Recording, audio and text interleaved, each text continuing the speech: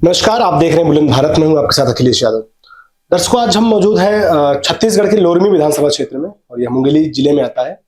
आज हमारे साथ बातचीत करने के लिए, राजनीतिक बातचीत करने के लिए हमारे साथ मौजूद है मुंगेली जिला के कांग्रेस कमेटी के अध्यक्ष सागर सिंह बैस जी। सर, स्वागत है बुलंद भारत में आपका।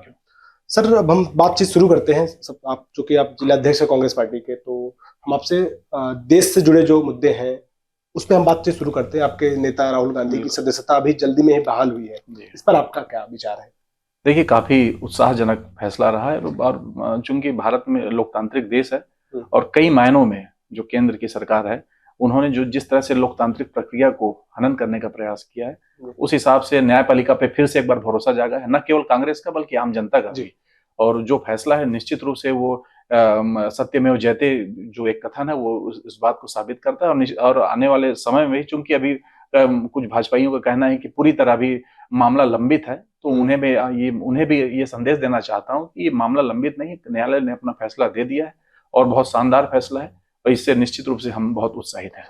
क्या आपको लगता है जो कार्रवाई राहुल जी के ऊपर हुई थी, उनकी सदस्यता को भंग किया गया था, ये भारतीय जनता पार्टी की तरफ से जानबूझ के कराया गया था? आप षड्यंत्र लगता है कि ये वाकई में हो? देखिए, मैं न्यायपालिका पे कोई टिप्पणी नहीं करना चाहता, लेकिन इतना जरूर है कि काफी हद तक, क्योंकि गुजरात की जो स्थानीय कोर्ट था, उसके बाद गुजरात हाई कोर्ट का जो फैसला था, देखिए ऐसा हो नहीं सकता, क्योंकि सुप्रीम कोर्ट का जो फैसला है वो उनका जो फैसला है वो साफ दिखा रहा है कि नीचे के जो न्यायालय उन्होंने वो जितना न्याय करना चाहिए था उस निर्णय के साथ वो न्याय नहीं किए थे वो।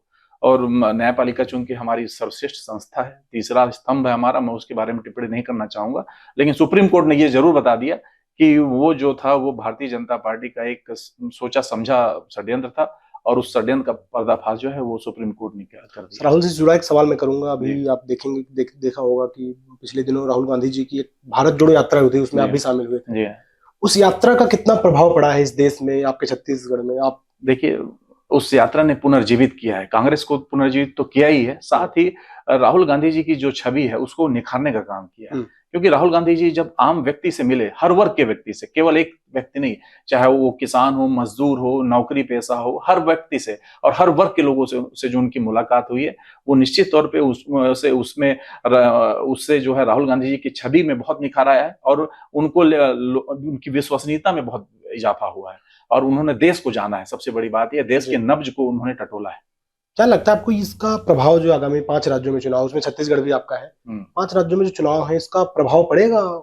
देखिए, राहुल गांधी जी का ये कोई ऐसा निर्णय नहीं था कि इससे कोई पॉलिटिकल लाभ उठाया जाए, साफ था वो। राहुल गांधी जी की जो यात्रा थी उसे मैं नहीं समझता कि राजनीतिक यात्रा थी वो, जिसमें हर वर्ग के लोग उनसे से जो इंटरेक्शन हुआ है वो राजनीतिक नहीं है। उसका लाभ मिल भी सकता है और नहीं भी मिल सकता, उसके लिए हम लोग ये दावा नहीं कर रहे हैं। हमारा कहना सिर्फ यही था कि राहुल गांधी ने लोगों की नब्ज को, आम लोगों की नब्ज को पकड़ा है और इससे न केवल कांग्रेसी बल्कि आम जनता भी बहुत प्रभावित हुई है, न केवल राहुल गांधी जी से, बल्कि कहीं ना कहीं इसमें हालांकि पार्टी की बात नहीं आई, लेकिन कहीं ना कहीं इसमें कांग्रेस को लेकर भी लोगों में एक नया विचार पैदा हुआ है। जो कांग्रेस का जो मूल विचार था वो लोगों ने कहीं ना कहीं लोगों के बीच उसकी स्वीकार्यता बढ़ी है।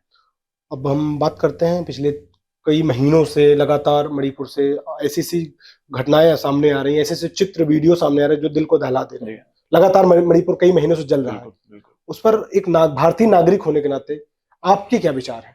देखिए, वहां का जो निर्णय था आज से 1 साल पहले का, आपको वीडियो भारतीय जनता पार्टी सरकार केंद्र में भी, राज्य में भी है, ट्रेंड कर रहा है राहुल गांधी जी का ये वीडियो। लोकसभा में उन्होंने पिछले साल की फरवरी में ये बात, देखिए जब उन्होंने आशंका जताई है, वो आशंका 100% जो है वो सही निकली है। उन्होंने पिछली फरवरी को ये बात लोकसभा में उठाई थी कि आप लोग जो है वो मणिपुर, उत्तर के जो राज्य है उसको जलाने का आप, चाहे अरुणाचल प्रदेश हो चाहे मेघालय, उधर इन्होंने जो जातिवाद की राजनीति जो शुरू की है और गठजोड़ जो गठजोड़ हुआ है स्थानीय पार्टियों से, हर जगह इनका मुख्य उद्देश्य यही है, धर्म आधारित राजनीति करना और उसमें लोगों के बीच अलगाव पैदा करना। उसका परिणाम है मणिपुर। और मणिपुर में जो भी घटना हुई निश्चित रूप से बहुत ही दुखद और बहुत ही निंदनीय घटना हुई है। इसमें तो साफ दिख रहा है भारतीय जनता पार्टी का इन्वॉल्वेशन भी दिख रहा है और वहां के, और सबसे बड़ी बात उनकी असंवेदनशीलता दिख रही जी। है। वहां के मुख्यमंत्री का कहना कि इस तरह की 100 तरह की घटनाएं होती हैं, जी। तो ये बता रहा है कि वो किस हद तक निष्ठुर है और किस हद तक उन्हें देश की चिंता है। ये साफ जाहिर है, बहुत ही दुखद घटना है।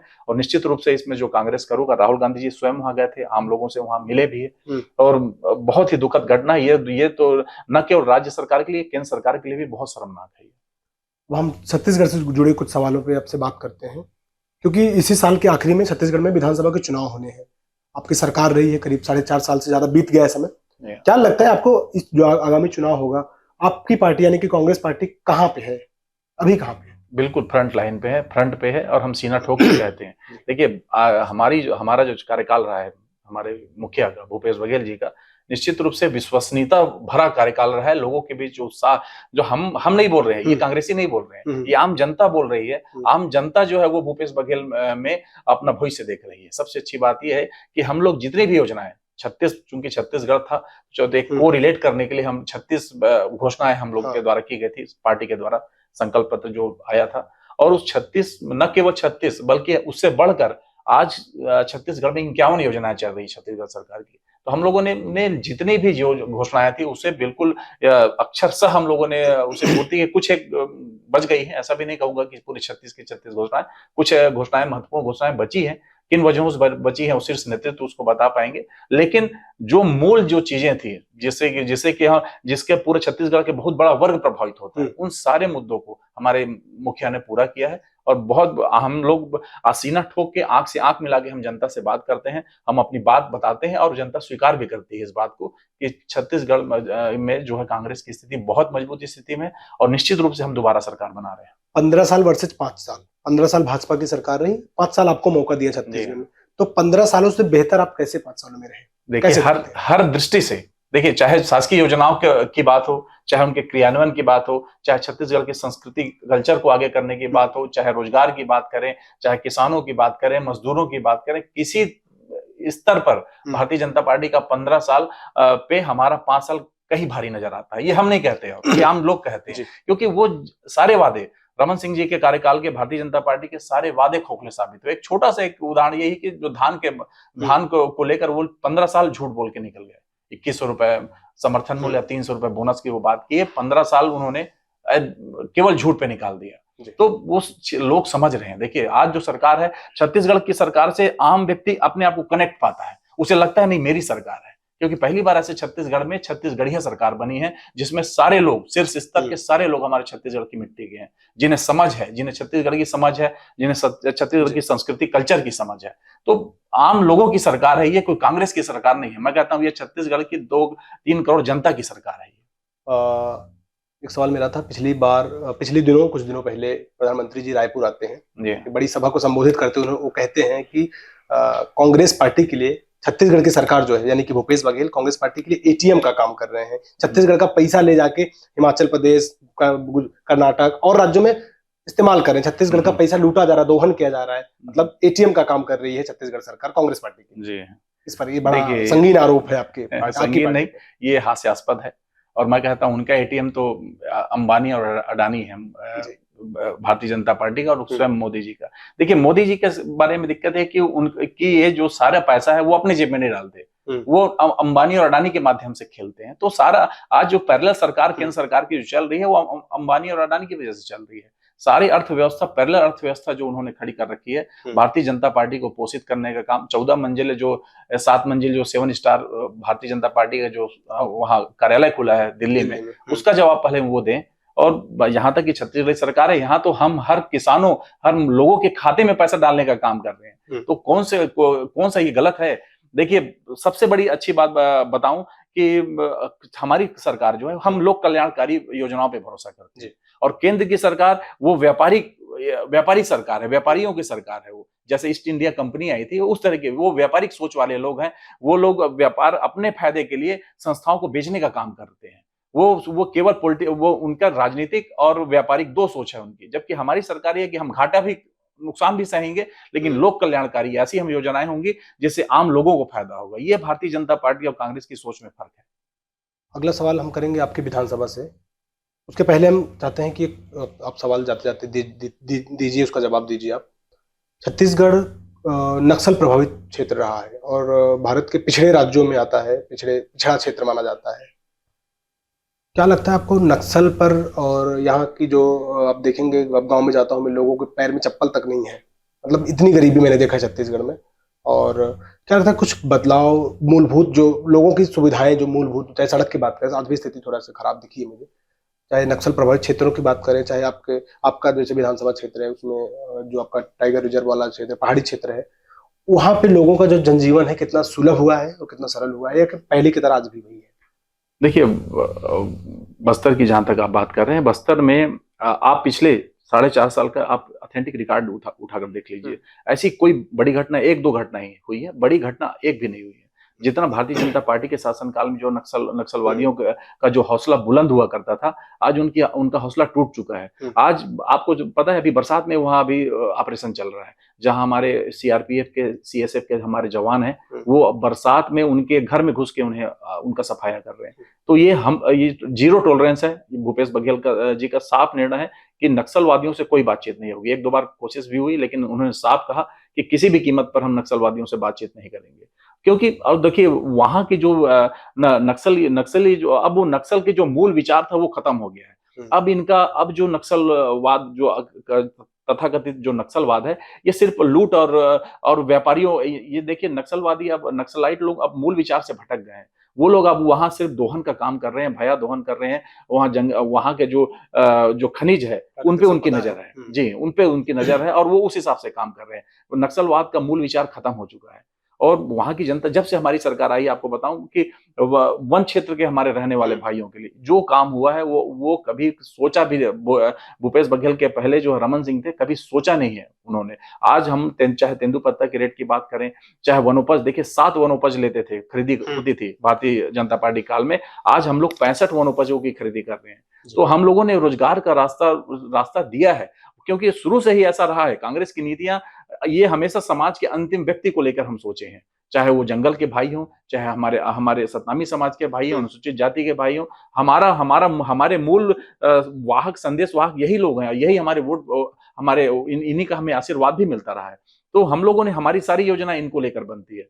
हम लोग आज पिछले 5 साल में आदिवासी, चाहे 1 ग्राम के रहने वाले हो, चाहे आप एटीआर की भी बात करें, एटीआर में कुछ समस्याएं हैं जो आप बात कर रहे हैं लोरमी की, क्योंकि एटीआर अचानक में टाइगर रिजर्व के बाद वन संरक्षण अधिनियम को लेकर काफी दिक्कतें हैं। उसकी वजह से कई ऐसी योजनाएं हैं जिसको चाह के भी हमारी सरकार जो है वहां नहीं दे पाती, क्योंकि वो केंद्र का अधिनियम है। उस अधिनियम के उल्लंघन में बहुत सारी परेशानियां हैं। बाकी आप आज आदिवासी खुश हैं, हमारे वनवासी भाई खुश हैं, आदिवासी क्षेत्र के लोग खुश हैं, क्योंकि हम लोगों ने रोजगार देने का काम किया है। चाहे वो वनोपज खरीदी को करके करें, चाहे तेंदुपत्ता खरीदी को करें, या उन्हें सामाजिक जो सुरक्षा, जो पेंशन हम लोग दे रहे हैं उसकी बात करें, आम लोगों का जीवन, चाहे गौठानों के माध्यम से हो, स्वयं सहायता समूह के माध्यम से हो, हम लोगों ने जीवन स्तर उठाने का प्रयास किया है। और देखिए, 4 साल में ये संभव नहीं है कि हम गरीब के स्तर को सीधा ऊपर ले जाएं। एक व्यवस्था है, धीरे धीरे होगा, और मुझे पूरा भरोसा है जो हमारा अगला कार्यकाल होगा, इसमें काफी आपको बदलाव देखने को मिलेगा। एक प्रमुख सवाल मेरा है, भारत भर में लोकप्रिय हो रहा है कि जैसे भारतीय जनता पार्टी को माना जाता है कि वो सॉफ्ट हिंदुत्व वाली पार्टी है, हिंदुत्व के नाम पे उसकी राजनीति हो रही है।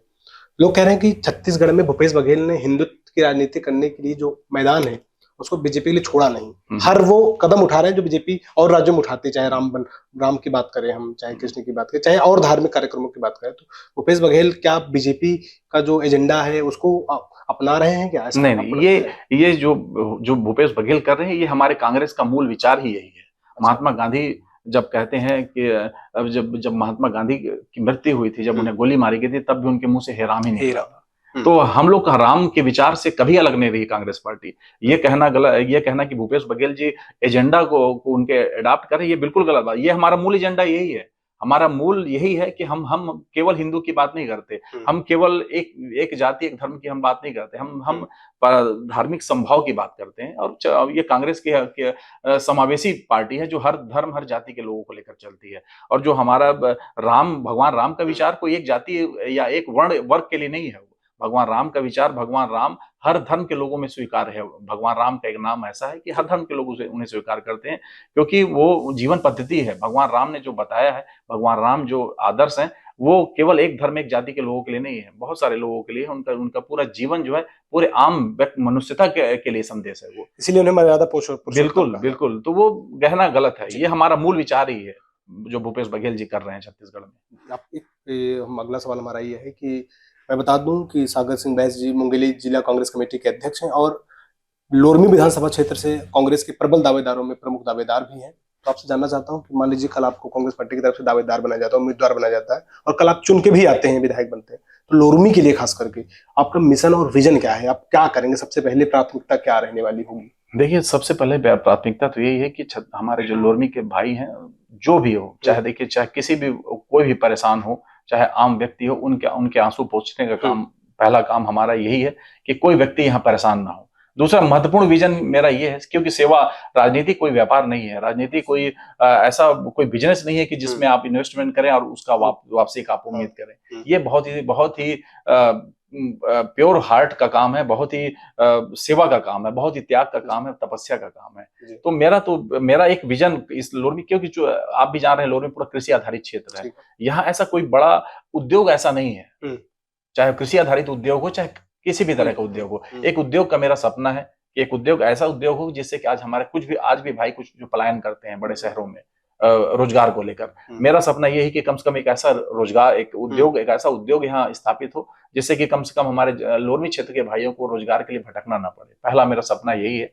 और दूसरा, बहुत सारे यहाँ ऐसे काम है, देखिए विकास की कोई सीमा नहीं होती, तो बहुत सारे विचार हैं दिमाग में। लोरमी में एक अच्छा सा एक गार्डन का सपना है, एक अच्छा खेल मैदान हो, आसपास के गांव में बहुत सारे अभी ऐसे खेल मैदान है जो धीरे धीरे खेल मैदान की वो कब्जा भी होता जा रहा है और खत्म भी होते जा रहे हैं। लोगों के लिए यहाँ पढ़ने की सुविधाएं हो, क्योंकि हमारे बच्चे जो है वो आज भी बिलासपुर और रायपुर शिक्षा के लिए जाते हैं, एक अच्छा कॉलेज हो। बहुत सारे सपने हैं, लेकिन मूल सपना यही है कि एक रोजगार के लिए एक ऐसा उद्योग यहाँ स्थापित हो जिससे कि हमारी आने वाली पीढ़ियां जो है रोजगार के लिए न भटकें। मैं आपसे पूछना चाहूंगा कि जो लोरमी आपका क्षेत्र है, ये भौगोलिक रूप से बहुत ही टफ क्षेत्र है, ऐसे में आपको काम करने में कोई प्रॉब्लम नहीं आती आने जाने? नहीं, वो तो है, लेकिन लोरमी हमारा एक छोटा भारत है, यहाँ हर वर्ग के लोग रहते हैं, हर समाज के लोग रहते हैं, और बहुत सुंदर विधानसभा है हमारा, क्योंकि यहाँ के लोग बहुत ही सहृदय, बहुत ही मतलब बहुत ही उदार हृदय के लोग हैं, और बहुत ज्यादा इनकी महत्वाकांक्षा भी नहीं है हमारे लोरमी क्षेत्र के लोगों की।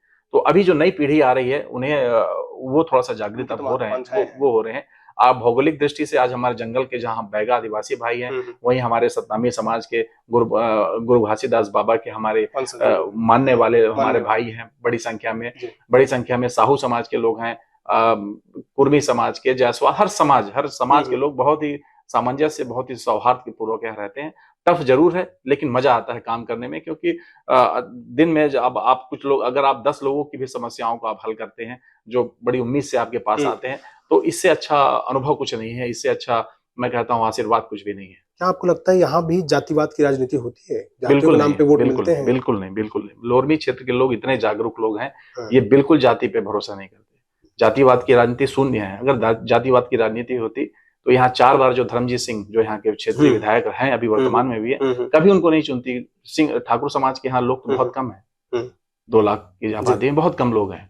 तो जातिवाद नहीं, यहाँ सिर्फ एक ही बात चलता है, वो है सेवावाद। यहाँ आप अगर उनका आंसू पोंछेंगे, आप उनके सुख में रहेंगे, दुख में खड़े होते हैं, आप उनका काम कराते हैं छोटा मोटा, बस इतना पर्याप्त है लोगों का दिल जीतने के लिए। मैं घूम रहा था विधानसभा पे, बहुत सारे कांग्रेस पार्टी की खासकर बात करें तो बहुत सारे दावेदारों की लंबी लिस्ट है, कई दावेदार उत्पन्न हो गए, तो क्या आपको लगता है ये आपके लिए चैलेंज होगा या आगे आने वाले समय में? देखिए, चैलेंज की मैं तो नहीं कहता, क्योंकि सारे लोग हैं, भाई लोग, बहुत लोग हैं, सीधी महत्वाकांक्षा सबकी होती है, सब कोई चाहते हैं अपने आगे बढ़ना, और मैं उनका स्वागत भी करता हूं। हम लोग सब कंधे से कंधा मिलाकर काम भी कर रहे हैं, और निश्चित रूप से पार्टी जिसको अवसर देगी, टिकट देगी, उसके लिए हम लोग सब मिलकर प्रयास करेंगे। यहाँ देखिए, प्रतिद्वंदिता तो स्वाभाविक है, रहता ही है, राजनीति में वो जरूरी भी है, क्योंकि हम उसी की वजह से हम लोग और अतिरिक्त प्रयास भी कर रहे हैं, तो वो ठीक है। लेकिन स्वस्थ प्रतियोगिता है, ऐसा कोई बहुत चैलेंजिंग वाली बात नहीं है। एक जिसको पार्टी अपना विश्वास देगी, हम उस पर काम करेंगे। मतलब आप अपनी टिकट को लेकर आश्वस्त है? नहीं, मैं अपने टिकट को लेकर ऐसा तो नहीं बोलूंगा आश्वस्त, मैं अपने काम को लेकर आश्वस्त, अपने काम को लेकर आश्वस्त हूँ। मेरा काम ऐसा लगता है, और कि पार्टी को अगर लगता है कि अगर मेरा काम सही है, पिछले 10 वर्षों से मैं काम कर रहा हूँ राजनीति में, सक्रिय राजनीति में, वैसे तो मैं करीब 15-16 साल हो गए मेरे को, तो अपने काम को लेकर मेरे को भरोसा है कि, क्योंकि ऊपर जो हमारे मुखिया बैठे हैं वो काम ही देखते हैं, वो भी कर्म प्रधान व्यक्ति हैं और उन सब पे उनकी नजर है। तो मुझे पूरा भरोसा है कि हमारा जो संगठन है और हमारे जो प्रदेश के मुखिया हैं वो इस बार मान के चलिए हीरा चुनेंगे जी। हाँ, मैं थोड़ा सा पर्सनल सवाल करता हूँ, अपने निजी जीवन पे थोड़ा सवाल करता हूँ, आप बताना चाहें आप तो आपकी शुरुआत कैसे हुई राजनीति में, आप कैसे आए, आपका बैकग्राउंड क्या रहा? देखिए, राजनीति में मैं शुरुआत किया, यहाँ के क्षेत्रीय विधायक थे धर्मजीत सिंह जी। उस समय से मैं कांग्रेस में लगभग 2007-8 से मैं जुड़ा हूँ, यानी कि मध्य प्रदेश कांग्रेस के 8 साल बाद। हाँ, उसके 8 साल बाद है। उस समय मैं कांग्रेस, शुरू से ही हमारे घर की विचारधारा कांग्रेसी ही थे, चाहे हमारे बाबूजी हों चाहे भाई लोग हों, सभी कांग्रेसी विचारधारा के लोग ही थे हम लोग। और उनसे मिला, उसके बाद फिर लगातार मैं पार्टी के कार्यक्रमों में लगातार आना जाना करने लगा। और दूसरी बात, फिर लोग जब मैं राजनीति में शुरुआत में आया उतना मैं एकदम सोच विचार के साथ नहीं आया था, क्योंकि उस समय ठेकेदारी का काम कर रहा था। लेकिन जब आया, जब लोगों का रिस्पांस देखा, क्योंकि लोगों को एक ऐसा लगा कि यहाँ एक ऐसे व्यक्ति की जरूरत है जो उनके सुख दुख का साथी हो, जो आसानी से उपलब्ध हो। तो इस विचार को देखा और देखा कि मुझे काफी अच्छा रिस्पांस मिला, चाहे यूथ हो, चाहे बुजुर्ग हो, चाहे कोई भी हो। छोटे छोटे काम के लिए काफी मशक्कत करना पड़ता था। तो वो सब देखा तो लगा कि एक नेतृत्व यहाँ जरूरी है कि जो 24 घंटे इनकी सेवा कर सके। उस हिसाब से फिर मैं प्रयास भी किया, फिर ब्लॉक अध्यक्ष बना 2014 में। आज के हमारे जो मुखिया हैं भूपेश बघेल जी ने अपना विश्वास मुझ पर व्यक्त किया, मैं ब्लॉक अध्यक्ष बना 2014 में। उसके बाद फिर मैं पलट के नहीं देखा, लगातार पार्टी को मजबूत करने का काम संगठन के स्तर पर और लोगों से लगातार संवाद, लोगों के सुख दुख में आना जाना, धरना प्रदर्शन, इतने सारे लगातार आयोजन हुआ। फिर लोगों का बहुत प्यार मिला, बहुत आशीर्वाद मिला, बहुत ही कम समय में मुझे जो है पार्टी ने भी मुझे मुझे उत्कृत किया है और मैं भी फिर आम लोगों के लिए जो है वो पूरी तरह समर्पित हो गया। क्योंकि आप राजनीति एक बहुत कठिन काम मैं मानता हूँ, आप हमेशा व्यस्त रहते हैं, आपकी इतनी व्यस्तता रहती दिनचर्या, आप अपने परिवार को ज्यादा समय न दे पाते होंगे, तो ऐसे में आपका परिवार का सहयोग, आपके परिवार का सहयोग आपको मिलता है? नहीं, पूरा तो बहुत है आपके। नहीं, बहुत। देखिए, राजनीति ऐसा फील्ड है ये है कि आप आम व्यक्ति, आप परिवार, आपका परिवार केवल आपका खून का परिवार नहीं रह जाता कि जिनसे खून का ही रिश्ता है। पूरा लोरमी, मैं तो वही हर बार कहता हूँ, लोरमी विधानसभा मेरा परिवार हो गया है और मेरा व्यक्तिगत जीवन तो लगभग खत्म सा हो गया। जो मैं अपने बेडरूम में सोने के लिए जो समय जाता हूँ, हालांकि उसमें भी फोन आते हैं, तो वो जो बस समय है वही बस मेरा पर्सनल समय है, बाकी तो पूरा लोरमी की जनता को समर्पित है। और अच्छा भी लगता है। देखिए, ये कोई बोझ नहीं है, क्योंकि मेरा नेचर भी ऐसा रहा है कि राजनीति कभी मेरे को उसके लिए दिखावा करने की आवश्यकता नहीं पड़ेगी कि मैं सेवा कर रहा हूँ। वो मेरे नेचर में ही है, वो मेरे खून में ही है, मेरे संस्कार में ही है। तो कभी ऐसा एक्स्ट्रा एफर्ट नहीं करना पड़ा मेरे को। लोग आते हैं, मिलते हैं, एक बहुत ही पारिवारिक मेरा जो संबंध बनता है, कभी राजनीतिक संबंध नहीं बनता, वो पारिवारिक संबंध बनता है, वो बहुत ही सौहार्दपूर्ण संबंध बनता है। तो अच्छा भी लगता है लोगों के साथ मिलकर काम करना, उनके सुख दुख में साथी होना। सर, बहुत बहुत धन्यवाद, आपने अपना अमूल्य समय निकाला, हमसे बातचीत की, हमारे दर्शकों से बातचीत की, आपका बहुत बहुत धन्यवाद। आपने देखा हमारे साथ जुड़े थे बातचीत करने के लिए मुंगेली जिला के कांग्रेस कमेटी के अध्यक्ष सागर सिंह बैस जी, इनसे हमने बहुत सारी बातें की। और मैं धन्यवाद दूंगा अनिकेत जी का, जिन्होंने इस वीडियो आप तक पहुंचाया था, इनका भी बहुत बड़ा योगदान रहा था, कैमरा इन्होंने हैंडल किया है।